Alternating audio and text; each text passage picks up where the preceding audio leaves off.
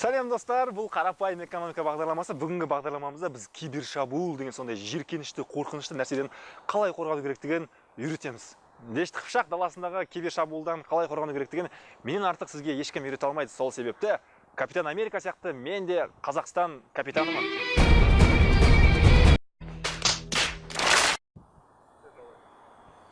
Айтпақшы, соңғы аптада қазақстандық банктерге кибершабуылдар жасалды. Сол кибершабуылға ұшыраған банктердің қатарында Халық банкі бар, Казкоммерцбанк бар, Каспий банк. Сонымен қатар кім деп ойлайсыз?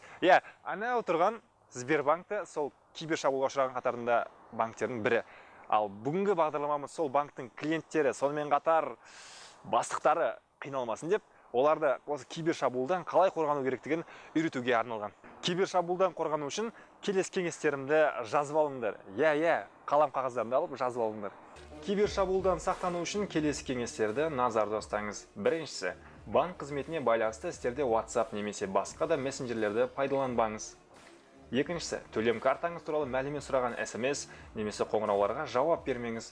Үшіншісі, картаңызға SMS банкинг қызметін орнатыңыз. Бұл қызмет түрі сіздің картаңыздан ақша алынған жағдайда сізге хабарлама келетіндігін қамтамасыз етеді. Төртіншісі, компьютер немесе телефоныңызда тек сертификатталған қосымшалар мен бағдарламаларды қолданыңыз. Кибершабуылшылар, яғни хакерлер, адамды алдаудың әртүрлі айлаларын тапқан. Жаным, карточканың паролін бере аласың ба? Әрине бере алам. Не үшін екен? Достарым SMS хабарлама жазып жүрген еді, қажет болып жатыр екен, суретке түсіріп жіберші дейді. Онда бере алмаймын. Егер де сіздің белгілі бір туысқаныңыз немесе досыңыз сізден келіп пин-кодын сұрайтын болса, оған бермеңіз. Немесе сізге SMS жолдаса, оған да жауап бермеңіз. Өйткені пин-кодын таныс емес адамға беру, сондай-ақ SMS арқылы жіберу, бұл өте қауіпті. Бұның қауіптілігі соншалықты, сіз болашақта кибершабуыл құрбаны болуыңыз мүмкін. Бүгінгі видеомыз сіздерге барынша көп пайдалы мәліметтер берді деген үміттемін. Алдағы уақытта осы кеңестерді пайдаға жаратыңыздар.